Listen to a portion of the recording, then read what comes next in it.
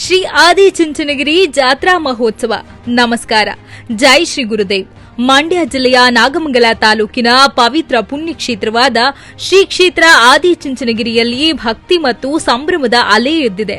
February 24ರಿಂದ March 4ರವರೆಗೆ ನಡೆಯಲಿರುವ ಈ ವರ್ಷದ ಅದ್ಭುತ ಹಾಗೂ ಅಪೂರ್ವ ಜಾತ್ರಾ ಮಹೋತ್ಸವಕ್ಕೆ ಕ್ಷಣಗಣನೆ ಆರಂಭವಾಗಿದೆ.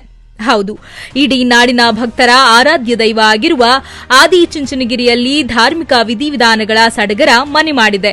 ಈ ಬಾರಿಯ ಜಾತ್ರಾ ಮಹೋತ್ಸವದ ಪ್ರಮುಖ ಆಕರ್ಷಣೆಯಾಗಿ ಮಾರ್ಚ್ 3, 2026ರಂದು 2 ಭವ್ಯ ಕಾರ್ಯಕ್ರಮಗಳು ಜರುಗಲಿವೆ.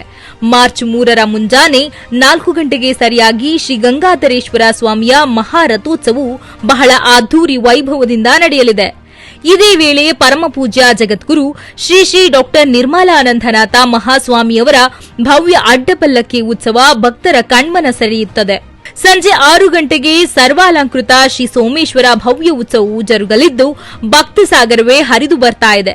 ಈ ಪವಿತ್ರ ಕಾರ್ಯಕ್ಕೆ ಆಗಮಿಸುವ ಲಕ್ಷಾಂತರ ಸದ್ಭಕ್ತ ಮಹಾಶಯರಿಗೆ ಆರ್ಥಿಕ ಶುಭ ಕೋರುತ್ತಾ ಈ ಕಾರ್ಯಕ್ರಮವನ್ನು ಯಶಸ್ವಿಗೊಳಿಸಲು ಕೋರುತ್ತಿರುವವರು ಪ್ರವೀಣ್ ಕುಮಾರ್ ಪಾವಿ, ಕಾಂಗ್ರೆಸ್ ಮುಖಂಡರು ಹಾಗೂ ನವರಂಗ ಬಾರ್ ಮಾಲೀಕರು ನಾಗಮಂಗಲ, ಕರ್ನಾಟಕ ಕಾರ್ಯನಿರತ ಪತ್ರಕರ್ತರ ಸಂಘ ಮಂಡ್ಯ ಜಿಲ್ಲೆ ಉಪಾಧ್ಯಕ್ಷರು ಮಂಜು ಮುಳ್ಳಕಟ್ಟೆ, ಕರ್ನಾಟಕ ಕಾರ್ಯನಿರತ ಪತ್ರಕರ್ತರ ಸಂಘ ಉಪಾಧ್ಯಕ್ಷರು ಮೈಸೂರು ಜಿಲ್ಲೆ Santosh D, Rajesh VR news ಪ್ರಧಾನ ಸಂಪಾದಕರು ಮಂಡ್ಯ ಜಿಲ್ಲೆ.